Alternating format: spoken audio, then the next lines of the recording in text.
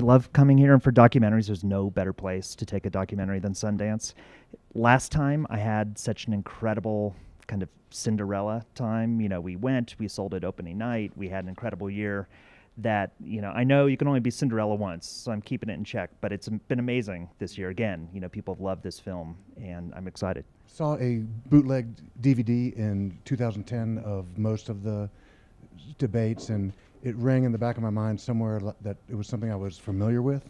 When I watched it, it was riveting. It spoke very much about today. The culture wars, in a way, were being defined, and I knew that there was a great film to be made out of it.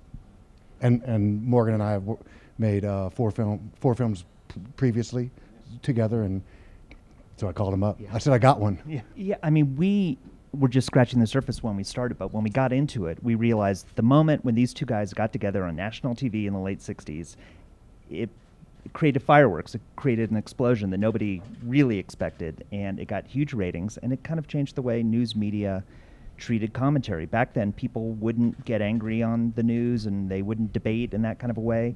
And now all you have to do is flip through cable and look at the channels and see where we're at, and see exactly what's grown out of what came out of these original debates. Well, Gore Vidal, there's a Socrates quote, an unexamined life is not worth living, and Gore had restated it as an untelevised life is not worth living. Well, so we dug deep into the archival to find material. I mean, Gore's other quote was, the two things you never turn down are sex and appearing on television. So there was a lot of footage to begin with. Yeah. And he and Buckley had a TV show for 30 years. I mean, these guys were brilliant at being on television. They adapted. They adapted to TV early, and appreciated that the reach of the medium in a way that other intellectuals of the day hadn't grasped yet. Gore makes the point at the end of the movie, not to give anything away, but he says this medium.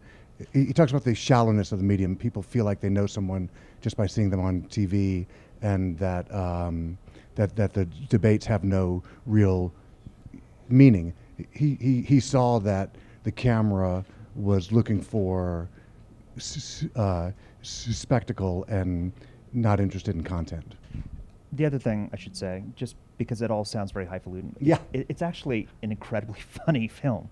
I mean, these guys were just the kings of the bon mot. You know, they just could come up with the best one-liners to dig into each other. And it's actually been amazing hearing crowds laughing at the film.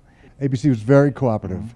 They had not only all 10 of the debates, which is the spine of the film, but they also opened their archive to us. I mean, we worked with them.